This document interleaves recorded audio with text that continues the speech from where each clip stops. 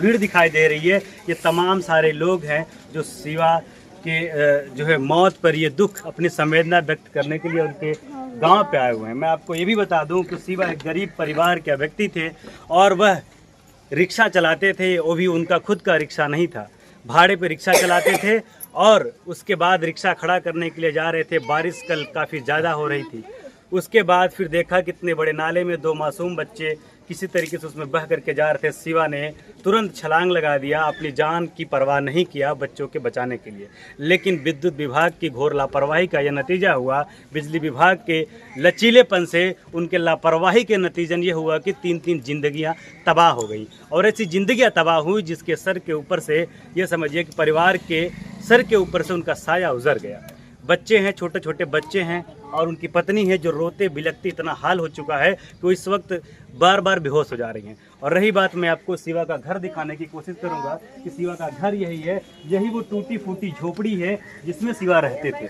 और सुबह 6 बजे यहाँ से चले जाते थे अपने काम पे, रात को फिर चाहे 9 बजते थे चाहे 10 बजते थे, किसी तरीके से दिन की जो भी कमाई होती थी उसको इकट्ठा करके घर पे अपने परिवार की रोजी रोटी चलाने के लिए यहाँ पे आते थे। मैं आपको बताऊं कि इस वक्त इस घड़ी में इतनी पीड़ा है परिवार के पास कि आप देख सकते हैं गांव की सारी महिलाएं यहाँ पे उपस्थित हैं, तमाम सारी समस्याएं हैं इस गांव की। खैर उस पर बात नहीं करेंगे, लेकिन जो इस वक्त का मुद्दा है जिस पे ये पूरा जिला प्रशासन से लेकर पूरा उत्तर प्रदेश इस वक्त सहमा हुआ है, और वो इस घटना पे हम बात करेंगे। उनकी पत्नी से बात करने की कोशिश करेंगे कि कुछ जानने की कोशिश करेंगे शिवा के बारे में, उनके परिवार के बारे में। देखिए शायद माता जी हैं उनकी, ये उनकी माता जी हैं। दशा देख लीजिए किस तरीके से उनकी हालत हो जाती है। कैमरामैन से कहेंगे थोड़ा सा जूम करके दिखाइएगा भाई कि परिवार जब उजड़ गया तो किस तरीके से माँ और पत्नी और बच्चों का रोके के बिलखते हुए क्या हाल है। पत्नी बैठी हुई है, बिल्कुल बेसुध हैं, हम इनसे बात करेंगे। जब की घटना है, शिवा यहाँ पे सुबह से निकले हुए थे काम के लिए, 6 बजे। कब आप लोग को पता चला कि शिवम की ऐसी दिक्कत हो गई? शाम को 6 बजे। हाँ, क्या करते थे शिवा? ऑटो चलाते थे। ऑटो चलाते थे। उनका स्वयं का ऑटो था कि किसी का ऑटो चलाते थे? भाड़ा पे चलाते थे। भाड़ा पे चलाते थे। क्या नाम है आपका? प्रियंका। प्रियंका। आपके कितने बच्चे हैं? 2 बच्चे। कितने साल के हैं? एक साल भर के है, एक 3 महीने का।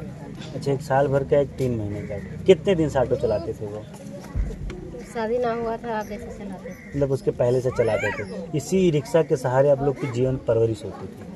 हाँ, अच्छा एक चीज़ ये बताइए, जब सुबह यहाँ से निकले थे शिवा तो क्या कुछ थोड़ी चीज़ें बताइए। जब कितने बजे यहाँ से निकले थे, कब गए थे, ऐसे कुछ उसके बारे में थोड़ा सा कुछ बताएंगे? 6 बजे गए थे, 3:30 बजे फ़ोन हमके लगाए थे, कह रहे हैं खाना बना दे। तो हम फिर बात किए, फिर फ़ोन काट दिए, कहे हम गाड़ी खड़ा करके आवत थी। फिर उसके बाद बात हमसे ना किए। अच्छा, 3:30 बजे एक बार आपसे बात हुआ था कि हम घर आ रहे हैं? हाँ। अच्छा, ये बताए थे कि हम रिक्शा खड़ा करने के लिए वहाँ जा रहे हैं? हाँ। हाँ। क्या कुछ उसके बाद से शिवम की मृत्यु हो जाती है, जब आपको पता चलता है तो उसके बाद से अधिकारियों के द्वारा क्या कुछ कहा जाता है? कुछ बातें हुई आप लोगों से? कुछ नहीं। किसी के द्वारा कुछ आश्वासन दिया गया? ये कुछ नहीं बताया गया, कुछ नहीं कहा गया? किसी प्रकार का आर्थिक सहयोग, ये सब चीज़ें कुछ नहीं? देखिए ये बेसुध हाल है, उनकी पत्नी है, बोलने में भी असमर्थ है, और उनकी माता जी से मैं क्या ही बात करूं कि देख लीजिए बेसुध हैं बिल्कुल। और ये छोटा बच्चा है शिवा का, बड़ा बच्चा है, ये बड़ा बच्चा ही है। और इसकी उम्र को आप देख सकते हैं कि इनको क्या पता होगा कि इनके जो है ऊपर से इनके पिता का साया उठ गया होगा, इनको कुछ पता नहीं होगा। लेकिन जब ये जानेंगे तो कल कितना इनके दिल में पीड़ा होगी। लेकिन मैं आपको बता दें कि 2 बच्चों की ज़िंदगियों बचाने के लिए शिवा ने अपनी जान की कुर्बानी दी है, इसलिए वो बलिदानी का ये कह सकते हैं कि अपना बलिदान उन्होंने दिया है, न्यौछावर किया है ज़िंदगी मानवता के लिए। ये मानवता के लिए सबसे बड़ा उदाहरण है कि शिवा ने जो ये काम किया है वो मानवता के लिए किया था, और इस मानवता की वजह से ही शिवा की जान गई थी। मैं आपको बता दें ये छोटा बच्चा है, बिल्कुल भी 3 महीने का है। खैर जाने दीजिए, मत दिखाइए। पीड़ा होती है, और इस कदर पीड़ा होती है कि जब एक समाज का सेवा करने के लिए अंदर से मानसिकता उसकी जागी। आप समझिए कि ऐसा घर कि जो मतलब न तो कह सकते हैं पत्रा भी नहीं है, एक सिंगल रूम भी नहीं है, किस तरीके से शिवा अपने परिवार के साथ इसमें जीवन यापन करते थे, इसका अंदाज़ा आप इस झोपड़ी को देख करके लगा सकते हैं। लेकिन झोपड़ी नहीं थी, मकान नहीं था, लेकिन दिल में जो जज्बा था, जो मानवता के लिए प्रेम था, उसी की वजह से शिवा आज अपनी ज़िंदगी से हाथ धो बैठे और इनके परिवार से जो है शिवा के जो है परिवार से उनका जो है सहारा उजड़ गया। ये बहुत ही मानवता के लिए कर्मपूर्ण वाली बात है। लेकिन साथ ही साथ मैं आपको बताना चाहूँगा कि अगर शासन प्रशासन की लापरवाही कब तक ऐसी होती रहेगी, आए दिन ऐसी ऐसी घटनाएं होती रहती हैं। अगर इतना बड़ा नाला था तो उसके ऊपर से ढक्कन क्यों नहीं था? 2 मासूम जिंदगियां उसमें बहती हुई चली जा रही थी। क्या शासन प्रशासन को इस पर सोचना नहीं चाहिए था? आपको ये सोचने वाली बात होगी कि अगर नाला इतना चौड़ा था, सारे जिले की पानी उसमें आ रही है, तो उसके ऊपर से ढक्कन क्यों नहीं लगाया गया था? ये घोर तरीके से वहाँ की जो मैं कह सकता हूँ कि जो नगर पालिका थी या उसकी या तो फिर शासन की घोर लापरवाही का यह नतीजा होगा कि 3 जिंदगियां बर्बाद हो गई हैं। और ये भी मैं बताना चाह रहा हूँ कि जो विद्युत विभाग की लापरवाही है, चाहे वो ग्राम समाज की जो है खंभे हों, चाहे वो जिले की खंभे हों, हमें तो नहीं लग रहा है कि आज़ादी के बाद से किसी प्रकार का पूरी तरीके से मरम्मत कार्य हुआ होगा। आए दिन ऐसी ऐसी घटनाएं ग्रामीण क्षेत्रों में भी होती रहती हैं, फिर भी बिजली विभाग हाथ पे हाथ रख कर के बैठी रहती है।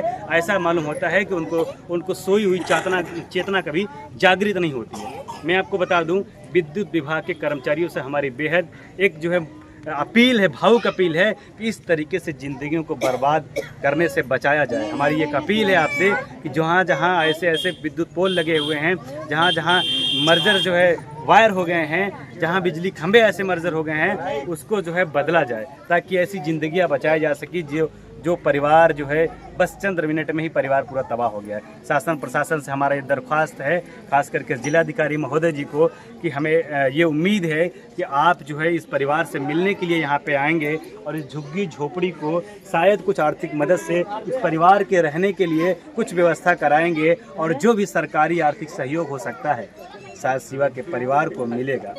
ये हमारा जो है आपसे भावनात्मक अपील है इस परिवार के लिए, क्योंकि इस घड़ी में इस परिवार बिल्कुल तरीके से टूट चुका है। माँ बेहोश है, पत्नी बेहोश हो, पत्नी बेसुध हो चुकी है।